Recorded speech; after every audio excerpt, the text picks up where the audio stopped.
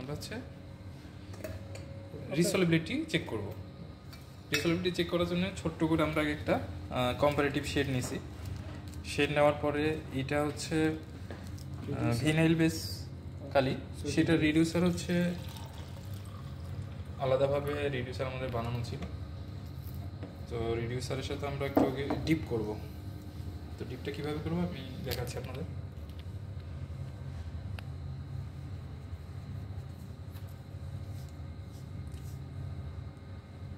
Solvent দিয়ে আমরা আগে অর্ধেক মুছে নিলাম, তারপর এখন ডিপ করছি।